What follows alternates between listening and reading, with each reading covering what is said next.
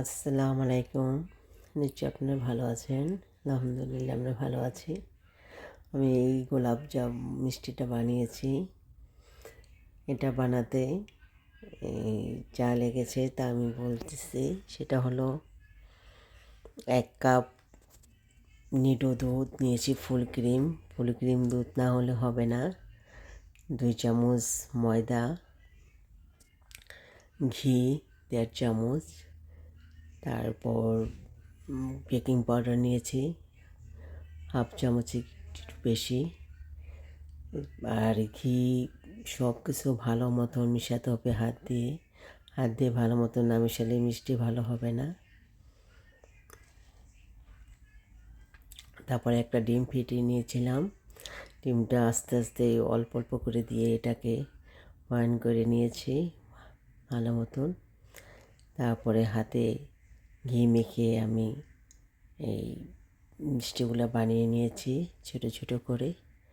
লিচি করে আগে নিয়েছিলাম, তো ছোটো ছোটো করে বানিয়েছি। তারপর তেল চুলায় দিয়ে তেলটা গরম যেন না হয়ে, গরম হলে পুড়ে যাবে, ভিতরে কুক হবে না। আমি আস্তে আস্তে মানে একদম ঠান্ডা হাত দেওয়া যায় তেলের মধ্যে ওইভাবে মিষ্টিটা দিয়েছি। আস্তে আস্তে মিষ্টিটাই ভেজে নিয়েছিলাম। তারপরে অন্য চুলাতে আমি শিরা করে নিয়েছিলাম। এই 1 কাপ চিনি, 1.5 কাপ পানি দিয়ে শিরা করে নিয়ে রেখে দিয়েছিলাম।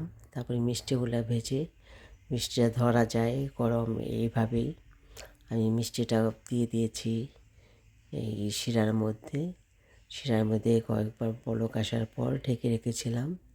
বলক আসার পর আস্তে আস্তে চুলাটা আমি একবারেই বন্ধ করে দেইনি, আস্তে আস্তে করে আমি চুলাটা বন্ধ করেছি। 10 মিনিট রেখেছিলাম চুলায়, তারপর আস্তে আস্তে বন্ধ করেছি।